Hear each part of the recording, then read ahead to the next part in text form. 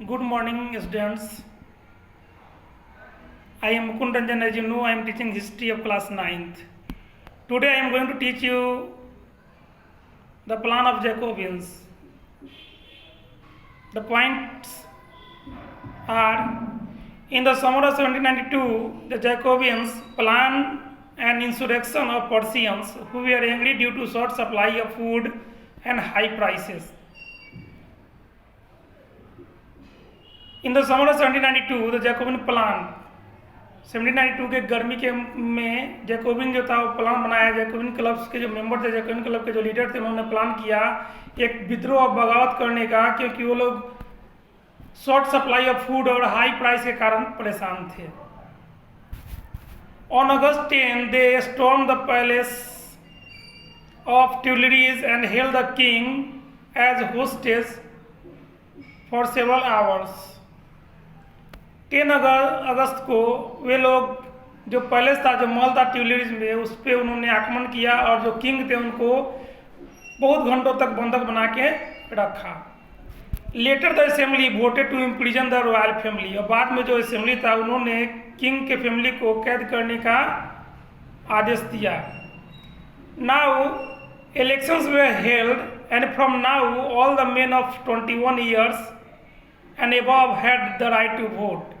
फिर से इलेक्शन हुए और सारे वो लोग जो 21 साल के ऊपर के थे उनको वोट देने का राइट मिल गया, यानी कि अब एक्टिव और पैसिव सिटीजन्स को खत्म कर दिया गया। इसके तहत जो इलेक्शन हुए उस असेंबली को क्या कहा गया? The newly elected assembly was known as convention. Newly जो इलेक्टेड असेंबली था, जिसमें 25 साल के ऊपर के लोग वोट देने के जिनको राइट मिला हुआ था, अभी भी वोमेन को वोट देने का राइट नहीं था। तो जो लोग 21 साल के ऊपर के थे जिन्होंने वोट दिया और नए असेंबली का चुनाव किया, उस नए असेंबली को कन्वेंशन के नाम से जाना गया। On 21 September 1792 the monarchy was abolished in France and it became a Republic country. ये फ्रांस के लिए बहुत बड़ा दिन था। 21 सितंबर ईयर था 1792 जब मोनार्की को एबॉलिश कर दिया गया, पूरी तरह खत्म कर दिया गया और फ्रांस को रिपब्लिक कंट्री के रूप में मान्यता दी गई। Louis 16 was sentenced to death by the court on the charge of treason। Louis 16 को देशद्रोह के आरोप में, ट्रीजन यानी कि देशद्रोह के आरोप में मृत्युदंड की सजा दी गई। On 21 January 1793 he was executed publicly at the palace of de la Concorde and the Queen too met the same fate shortly after। 21 जनवरी 1793 को राजा जो था लुई 16 उसको पब्लिकली यानी कि सार्वजनिक रूप से फांसी दे दिया गया और उसकी पत्नी जो क्वीन थी उसको भी इसी तरह कुछ समय के बाद फांसी पे चढ़ा दिया गया।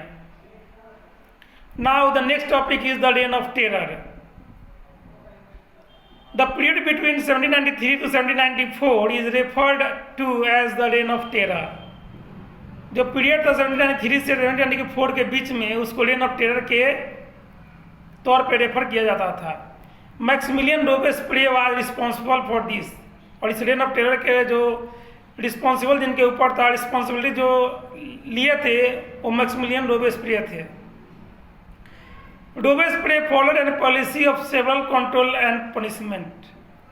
जो मैक्सिमिलियन रोबेस्पियर था उसने पनिशमेंट और कंट्रोल का एक अलग नीति अपनाया। Those who went against Robespierre were guillotined। जो भी रोबेस्पियर के अगेंस्ट में गया, उनके खिलाफ में गया, उस सबको गुलेटाइन कर दिया गया। What was guillotined? The guillotine is a device consisting of 2 poles and a blade with which a person is beheaded। जो गुलेटाइन था वो उसमें 2 पोल थे और एक ब्लेड लगा हुआ था जिससे किसी भी आदमी को सर को धड़ से, शरीर से अलग कर दिया जाता था। It was named after Dr. Guillotine who invented it। Wages and prices were fixed। In the reign of terror, the wages and prices were fixed। Use of expensive white flour was banned। All the citizens were required to eat the equality bread, pain d'élite। Wages को, price को fix कर दिया गया। जो expensive floor आटा था जिसको बंद कर दिया गया। सारे सिटीजन को एक समान इक्वालिटी ब्रेड खाने के लिए कहा गया। Finally Maximilien Robespierre was convicted by the court and arrested. In 1794 he was also guillotined. 1794 में मैक्सिमिलियन रोबेस्पियर को भी गुलिटाइन कर दिया गया। After death of Maximilien Robespierre what happened in France? France में क्या हुआ? ए डायरेक्टरी रूल्स फ्रांस। अब फ्रांस में एक डायरेक्टरी रूल स्थापित किया गया जहां जिसके कहा गया कि फ्रांस में डायरेक्टरी रूल के तहत शासन चलेगा। Now the Jacobins were no more in power, the power once again shifted in the wealthier member of the society. Jacobin club जो less prosperous section of society का गवर्नमेंट था, वो जब हट गया तो जो पावर था एक बार फिर से वेल्दियर यानी कि धनी लोगों के हाथों में आ गया। A new constitution was introduced and again the non-proprietary section of the society were denied to vote। और एक नया कॉन्स्टिट्यूशन फिर से इंट्रोड्यूस किया गया और कहा गया कि जो भी लोग जो नॉन प्रोप्राइटराइज है, जिनके पास पैसा नहीं है, उनको वोट देने का राइट नहीं है। According to new constitution a directory and an executive of 5 members were made to safeguard against the concentration of power. एक 5 मेंबर का एग्जीक्यूटिव और डायरेक्टरी रूल स्टार्ट किया गया जिसके तहत कहा गया कि एक आदमी के हाथ में पावर कॉन्सेंट्रेट नहीं करेगा।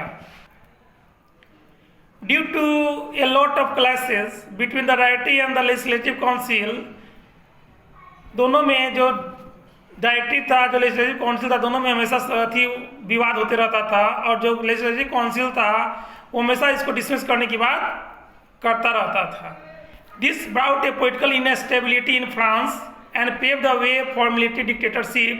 मिलिट्री डिक्टेटर नेपोलियन बोनापार्ट जो पॉलिटिकल इनस्टेबिलिटी हुआ ये 5 मेंबर ऑफ डायरेक्टरी के कारण, इसने वे दिया मिलिट्री डिक्टेटर को नेपोलियन बोनापार्ट को कि वो फ्रांस पे अपना कब्जा कर सके। Thanks student. Next in my next videos. Thank you.